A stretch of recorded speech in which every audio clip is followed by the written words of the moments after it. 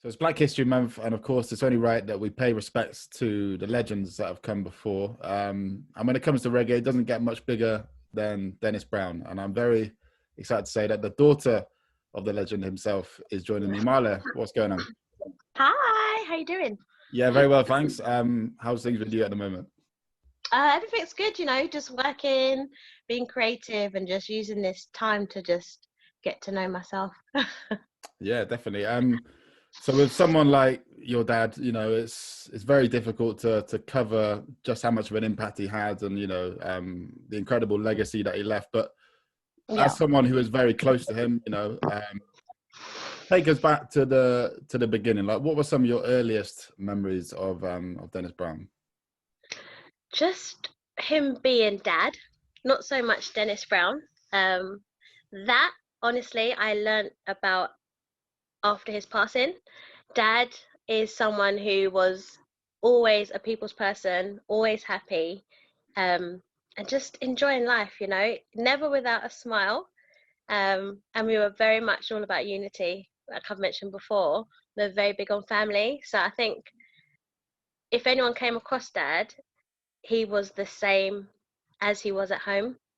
Mm. Very loving, very nurturing, always had words of wisdom, always laughing and joking. And he loved his food. And always singing, like regardless, no matter the circumstance, he was always singing. So like home videos was always a good thing for us. So how much time do you actually get to spend with him? Because obviously, he's a very busy man. Being a musician, you're away from home a lot, I can Um, imagine. to be honest, I don't remember. I couldn't really give you a time or a Mm. duration, but when he was home, he made the most of it. So, like, there'll be times when he's supposed to pick us up from school, but he's at home sleeping. So then the school got a call to, like, where are you? You got to pick him up. But he was very much present, although he was on the road. And obviously, I know what it's like now being on the road myself and being out of my niece's and my nephew's life. But when he was there, he definitely made up for the lost time. So it felt like he didn't leave. So you didn't have any idea of like who your dad was when you were little? No, it was literally my dad is always singing, and we're always going to watch him sing, and people just loved him. I was really young, so I didn't really understand it. I didn't comprehend it. Um, but yeah, he was just a loved man, and he just loved singing and performing. That was when he came alive. So it was nice to see my dad in that element, but he was always singing at home, and we'd go to the studio a lot. So it kind of was my norm. It wasn't something that I questioned. It was just my life. Mm. Yeah. So you were there for a lot of his recordings, I imagine. Was there any that you remember that he recorded Oh when you were there? gosh. Oh no. Probably Candy Rain. That was one. Um, I can't remember what album that's on, but I think he's got a cloak, like a kingly cloak on. I can't really remember. Um, but no, it was mainly just vibes. I couldn't remember a full recording. Mm. So, but my dad passed when I was 12, so Yeah. it's definitely some time ago. And But at we that worked in the studio a lot, and my mum would always have to call him to bring us home for school the next day. That's amazing. And is that where you found your love for reggae? Then I imagine being around him, singing and just being a part of that whole musical life, I guess, of his. um, for me, reggae is like our liberty, isn't it? It's our daily prayer. You might as well say it's our mantra, and it's embedded in our spirit. It's not really a genre for me. It's a way of life. So I've just grown in a way that makes sense and it's respectful, um, and it's unifying cultures and people and just everything in life. That is what reggae is to me.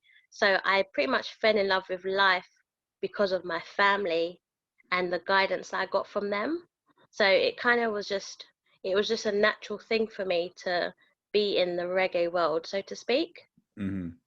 So after he passed away, then how long was it before you sort of got an idea of like just how much of a great man he was, like sort of how loved he was and how big he was as well? How big he was. Well, The just day he died was probably, I'd say, more or less when I realized how big he was, because on an international scale, because it was the first time like I heard him on the radio, like the news outlets talking about Dennis Brown had passed. And obviously his funeral, it was in the stadium, and then there was just so many people.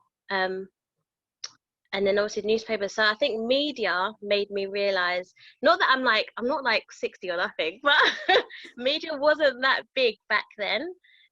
But when it was, it showed that the importance of my dad and his contribution. So that gave me an idea. And obviously going to shows and festivals, he was just very, very popular. But to me, my dad was always great. of course, yeah.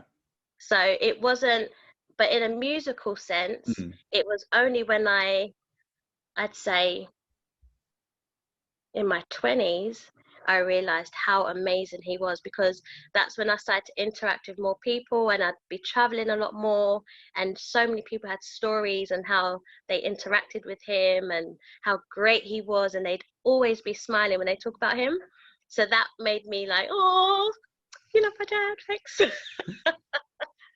But yeah, he honestly, like, there's never a bad word about my dad. So it just goes, even to this day, it just goes to show how amazing his soul was, for Hmm. people. And you've followed in his footsteps as a singer. Tell us about that journey. So, I was first a dancer, so I'm a professional dancer first, and then in 2014, I moved to Jamaica just for a holiday. But I was previously already doing tribute shows for Dad in his memory, like you'd be invited to things.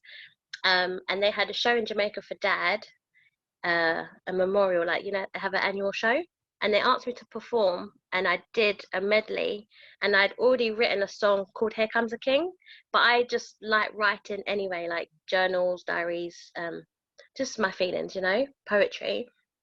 And they're like, you should start singing, and I thought, do you know what, I think I will. And then literally just like that, it just happened.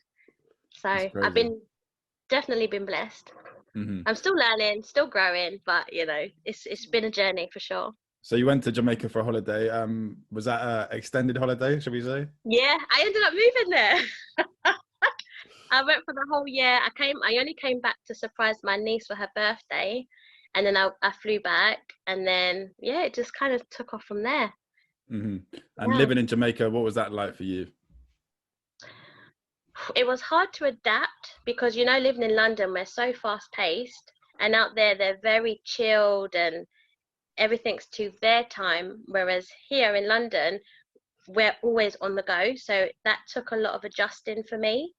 Um, but the spirit of the people being amongst that was amazing, and it was brand new for me, and it felt like a new life, Hmm. because I got to learn more about people, more about my culture, more about my dad within Jamaica, his contribution. So I'd get to go back to where my dad grew up. And obviously he's buried in Heroes Park, so I spent my mornings there, just like speaking to Dad, and but it was a beautiful experience for me personally. Very, very different from London. Um, like out here, everything's at our disposal. Um, and yeah, so it's a very huge contrast. But the sun, I can't complain because I don't let the rain out too much. Yeah, we could do But some it of was that at the good. It moment. was Yeah. great. Yeah, it was great though. So what was the reaction to your music there? I mean, I know that, obviously it was well received to begin with. Mhm. What was the sort of ongoing feedback with your music there? It was great. So my first single was Better Days, and considering I don't want to say I'm privileged, but I'm very blessed in my life where I don't need or want for anything. I make do with what I have, and I'm humbled by what I have. But I am very fortunate with what I do have.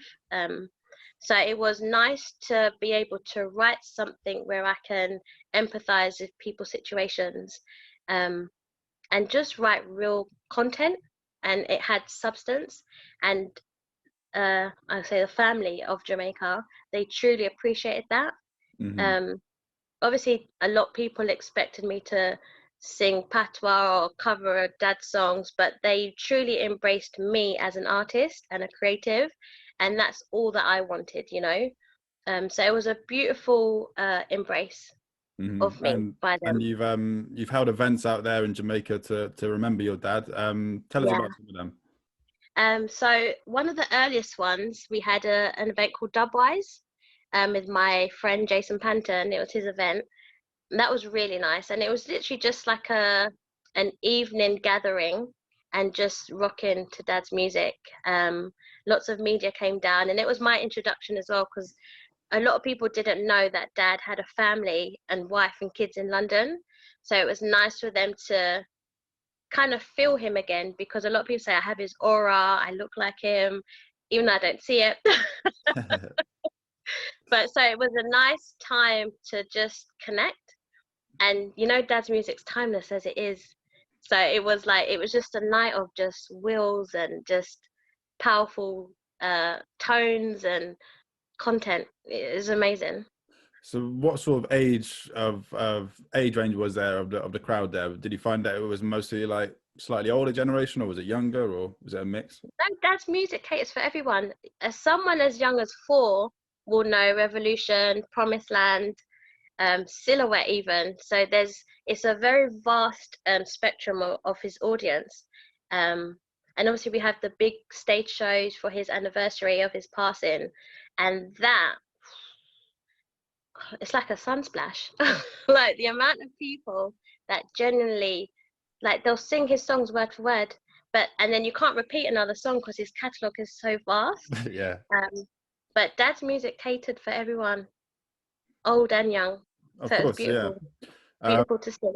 it must have been quite emotional as well. I imagine, seeing just how his memory and his legacy has lived on all these years. Yeah, definitely. I do have my moments. Sometimes it's embarrassing because um, I'm a very emotional person. I'm very sensitive. But for me, I've lost my dad, so I'm always gonna cry because there's a part of me that doesn't feel complete. But it's joyful to see people smiling, and I think it's important for me to latch onto the memories, the good times, rather than the loss of him. And it's nice to see people's interpretation of his songs and how they perform them, how they interpret the words, and it's nice to just see people celebrate his music. So I guess it's more of an overwhelming joy rather than sadness. Hmm. Um, but sometimes on his anniversary, I am sad because I get so many messages. It kind of, it sets you off because it's a reminder that someone you love so dearly un- isn't here in the flesh. So I'm still trying to, what's the word? I'm still trying to just be okay with that, you know, um, and just celebrate him. Like, focus on the positives and not be sad, because he's in a better place. You know, he's almost like a prophet, you know, for us here on earth. So he did his work, and it's time for him to rest, you know, and Hmm. it's for us to continue on the message and present it in a way that's admirable, Hmm. and purposeful. And that's something you've definitely been doing very well, especially here in Thank you. the UK as well. Where do you feel like, obviously we spoke about Jamaica and the fact that his music is still loved and remembered by people of all ages. Do you feel like it's the same in the UK, or is there a slight Yeah, definitely. yeah? Yeah, because regardless of what you're going through in life, you tap into your roots and you tap into message. And dad's music is very relevant to us today, especially during lockdown as well. I don't know if about you, but I drew on a lot of older music because you could relate now, Hmm. you know. Hmm. And that was important because the message is prominent to today.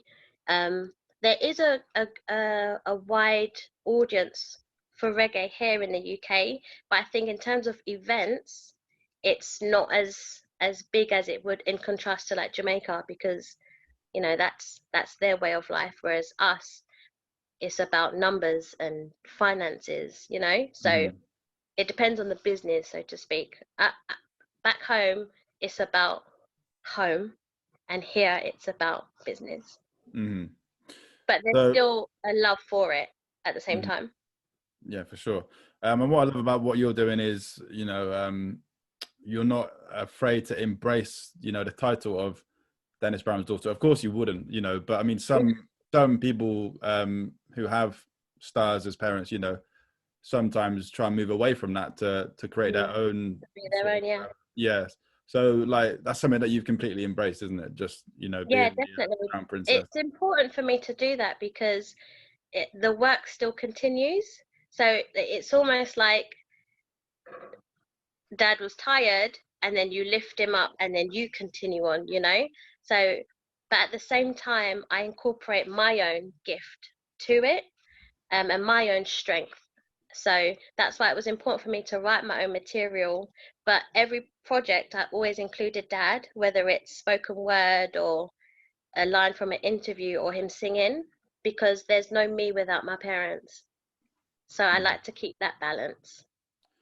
And finally, Marla, have you got a favorite song of your dad's? Yes, What's that? inseparable. Oh, wow. So I have a tattoo that says, "You'll forever be here with me, inseparable we are." And obviously that's the Inseparable song. And my mum, Yvonne Special, she wrote that for my dad, and my dad sang it. And for me, it's the perfect love story.